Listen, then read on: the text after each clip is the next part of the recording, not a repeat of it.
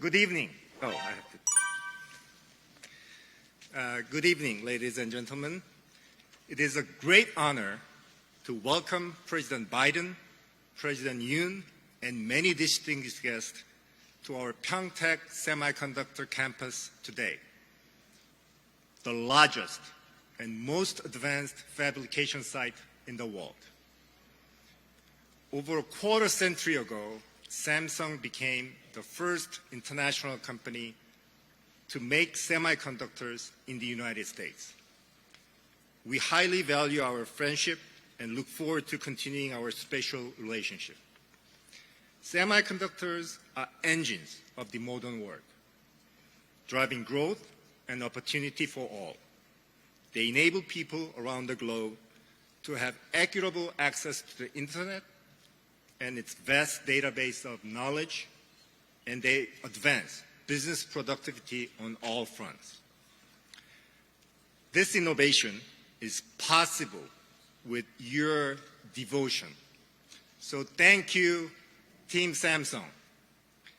In South Korea, the United States, and around the world. It is now my great honor and pleasure to welcome our presidents. Ladies and gentlemen, please join me welcoming President Yoon and President Biden.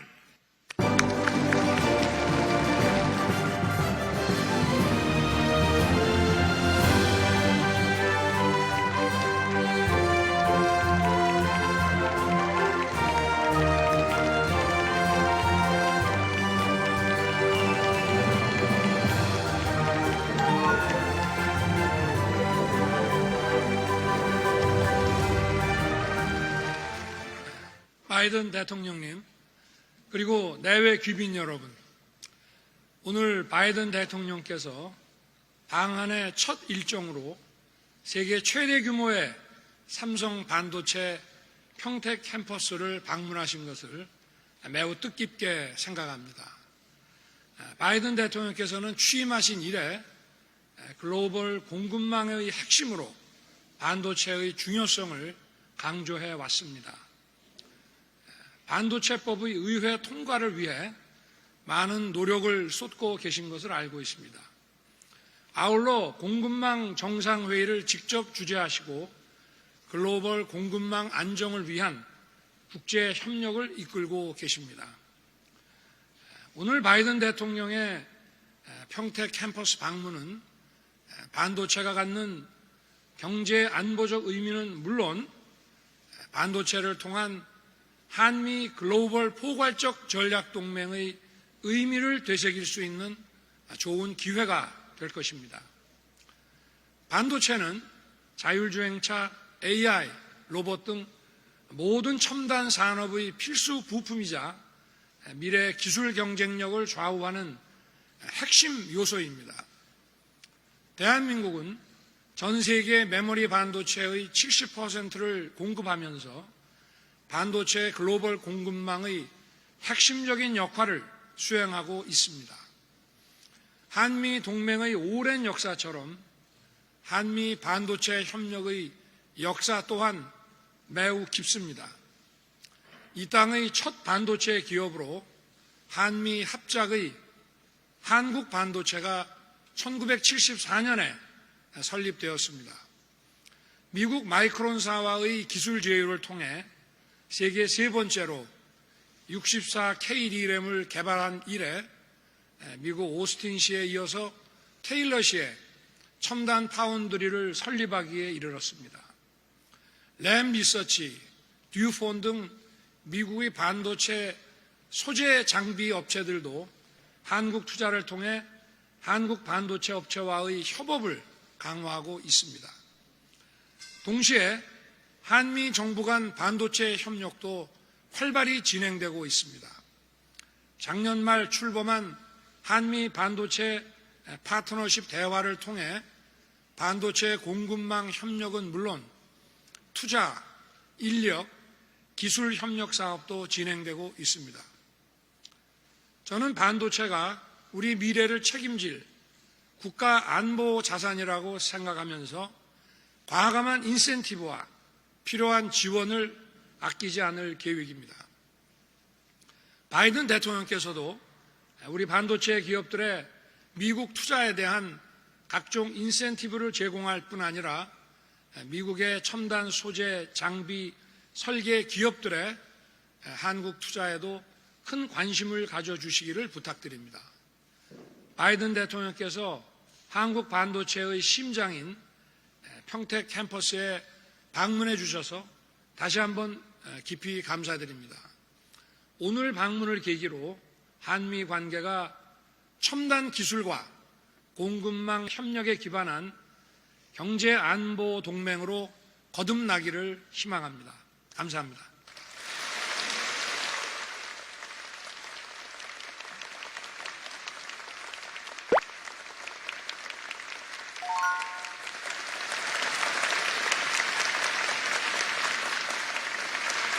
Mr. President, thank you. Thank you. You're very generous. Thank you very much. Mr. President, thank you for that introduction. It's wonderful to be back in the Republic of Korea. President Yoon, I'm honored by the welcome you've given me to your beautiful country. And congratulations again on your election. Congratulations. And recent inauguration. I and my country look forward to a very productive few days together where we can get to know one another better and explore ways to take the alliance between the Republic of Korea and the United States to even greater heights than it already exists. And Vice Chairman Lee, thank you for welcoming us to this Samsung semiconductor facility. This is an auspicious start to my visit because it's emblematic of the future cooperation and innovation that our nations can and must build together. I'm joined by my Secretary of Commerce, Secretary Raimondo is here in the front row, who's working every day to bring us closer to that goal. I've just seen how this plant makes the most advanced semiconductor chips in the world. They're a wonder of innovation and design, precision, and manufacturing. Semiconductors power our economies and enable our modern lives, from our automobiles to our smartphones to medical diagnostic equipment. And when it comes to the most advanced chips like the ones made here in Samsung, is only one of only 3 companies in the world that makes these chips. It's incredible, an incredible achievement. Because these little chips, only a few nanometers thick, are the key to propelling us into the next era of humanity's technological development. Artificial intelligence, quantum technologies, 5G, and so very much more, things we haven't even thought of at this point. This plant also reflects the close bonds and innovation between our countries. Much of the technology and machinery that is used to make these chips was designed and produced in the United States. And by uniting our skills and our technological know-how, it allows the production of chips that are critical to both our countries and are essential sectors of our global economy. And thanks for the incredible $17 billion investment that Samsung announced last May, soon to the United States to have a facility like this one that manufactures the most advanced chips in the world in Tyler, Texas. Thank you.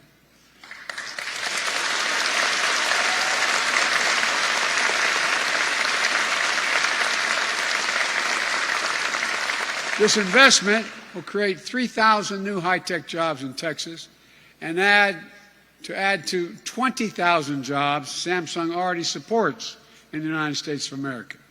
So I want to thank Samsung for their investment and for continuing to expand the very productive partnership between the Republic of Korea and the United States. And I know that Samsung will also be working with Stellantis on a joint venture to build a new facility in the United States that will manufacture batteries for electric vehicles. Investments like these are going to help catapult us forward toward a clean energy future which we both badly need, advancing our shared economic growth, our energy security, and our climate goals. I also want to make clear that these are smart business decisions. Samsung didn't invest $17 billion without, as we say in America, running the numbers. The United States is a top destination for foreign direct investment, like the one Samsung is making, because we have a world-class, highly skilled, and highly committed workers. I urge Samsung and Stellantis and any company investing in the United States to enter into partnerships with our most highly skilled and dedicated and engaged workers you can find anywhere in the world, American union members. Stellantis knows how much benefit comes from a successful relationship with the union in America. They have a national agreement with my friend Ray Curry, the United Auto Workers. For every joint venture that manufactures electric vehicle batteries would be made stronger by collective bargaining relationships with American unions. We also have outstanding, skilled, dedicated union building and construction trades workers ready to build a new Samsung facility in Texas. So let's work together to make this happen and to get that plant built on time and on budget, safely and efficiently, because union labor means high-quality work that delivers the best possible return on investment. The United States has premier colleges and universities, a culture that fosters innovation and entrepreneurship, a transparent and predictable legal system where companies know their ideas and their investments will be protected. And my administration is doubling down on all of these strengths. We're investing more than $1 trillion to upgrade America's infrastructure coast to coast over the next decade. And hopefully soon, with the Bipartisan Innovation Act, we'll deliver historic federal investments in U.S. research and development, including funding for something called the CHIPS Act to revitalize the U.S. semiconductor industry. Our two nations work together to make the best, most advanced technology in the world, and this factory is proof of that. And that gives both the Republic of Korea and the United States a competitive edge in the global economy if we can keep our supply chains resilient, reliable, and secure. Over the last few years, we've seen just how critical it is. The COVID-19 pandemic, exposed the fragility of just-in-time supply chains.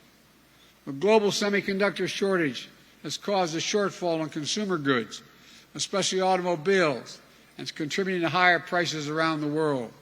And now, Putin's brutal and unprovoked war in Ukraine has further spotlighted the need to secure our critical supply chains so that our economy, our economic, and our national security are not dependent on countries that don't share our values. A critical component of how we'll do that, in my view, is by working with close partners who do share our values, like the Republic of Korea, to secure more of what we need from our allies and partners and bolster our supply chain resilience. That's why our strategy is to build around strengthening our ties and cooperation across the board. That's how both our nations can improve our long-term resilience, increase our shared prosperity, and put our people in the best position to come out ahead in the competition of the 21st century. And that's why, Mr. President, I came to the Republic of Korea on my first trip to Asia as President of the United States. So much of the future of the world is going to be written here in the Indo-Pacific over the next several decades. We're standing at an inflection point in history where the decisions we make today will have far-reaching impacts on the world we leave to our children tomorrow.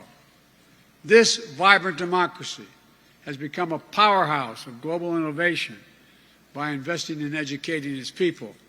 And companies like Samsung that are driven by responsible development of technology and innovation will be critical to shaping the future in the direction of our two countries, the direction we both want to go. So this is the moment, in my view, to invest in one another, to deepen our business ties, to bring our people even closer together.